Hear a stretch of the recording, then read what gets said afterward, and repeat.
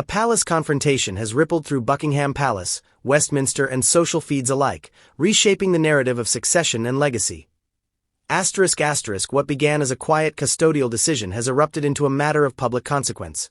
Princess Anne, long respected as the palace's steady hand, is reported to have intervened decisively to prevent Camilla from consolidating a legacy that would eclipse the next generation, instead publicly signaling her endorsement of Catherine as the rightful face of the monarchy to come.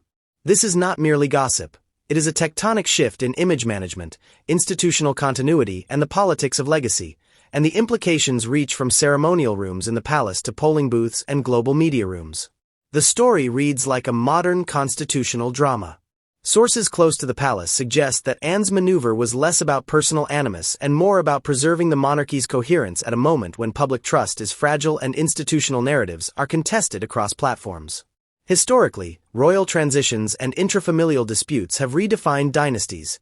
Think of the abdication crisis of 1936 or the slow rehabilitation of controversial figures through carefully staged public service.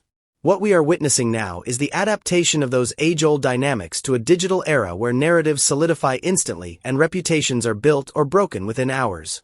Major outlets such as the BBC and The Guardian have chronicled how public sentiment toward the royal family has shifted in recent years, and Anne's stance must be read against that evolving backdrop. She is positioning continuity, stability, and a youthful forward-looking iconography in service of an institution that survives on consent and symbolic legitimacy. Princess Anne's reputation for no-nonsense duty is precisely what gives this episode its dramatic weight. Her intervention has been framed by insiders as an act of guardianship, an attempt to steer the long arc of the monarchy away from factional legacy building toward a unified narrative centered on the next generation. This move is strategic in three intertwined ways. First, it reinforces the idea that institutional stewardship matters more than personal legacy, a message designed to reassure a public that increasingly scrutinizes the monarchy's role and relevance. Second, Anne's actions create a clear line of succession in the court of public opinion. While constitutional succession remains legally defined, popular legitimacy is cultivated through symbolism, ceremonial patronage, and high-visibility engagements. Third, by implicitly endorsing Catherine as the future face of the monarchy, and is reshaping the optics of continuity, a graceful handover from the older guard to a modernized, media-savvy cohort that can navigate contemporary cultural expectations. This is not merely palace theater.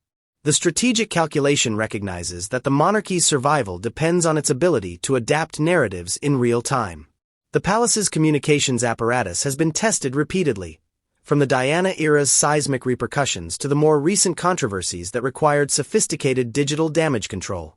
Anne's intervention reconfigures that apparatus by elevating Catherine's public profile while curbing efforts by any figure, no matter how senior, to anchor the institution's recent past as its defining legacy.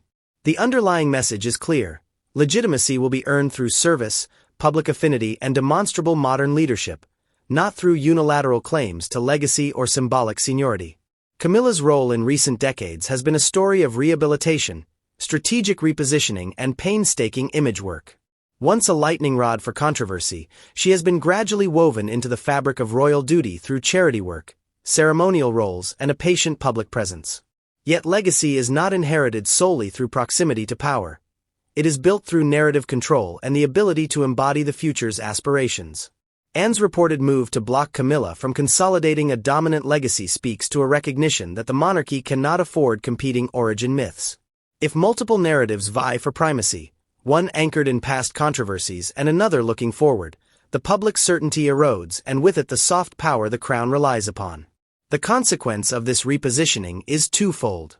On one hand, it limits Camilla's ability to define the next era by legacy association, ensuring that the story the public remembers is the one the institution wishes to pass forward.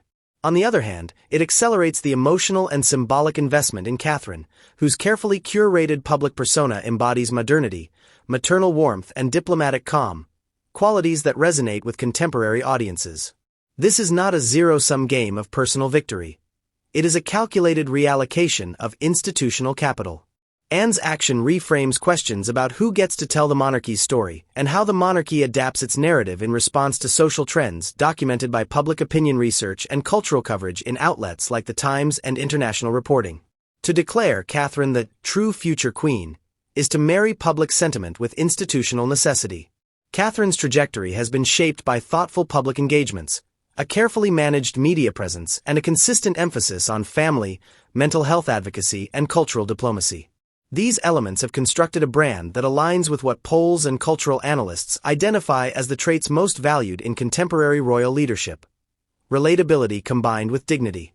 This resonance matters because modern monarchies depend as much on effective connection as on constitutional prerogatives. Catherine's growing prominence is, therefore, not an accident but a strategic cultivation of an identity that both comforts and inspires a populace wary of upheaval. Legally, the line of succession is unambiguous. William remains the heir apparent. But legitimacy in the public sphere is a separate, and equally important, currency. By championing Catherine as the exemplar of the monarchy's future, and is effectively ensuring that this currency remains strong. The decision aligns with broader trends identified by media scholars: the consolidation of public figures through narrative coherency, the centrality of soft power in constitutional institutions, and the importance of intergenerational continuity as a source of stability. Catherine's image, a blend of accessible warmth and ceremonial grace, provides the monarchy with a figure through whom it can project reinvention without rupture.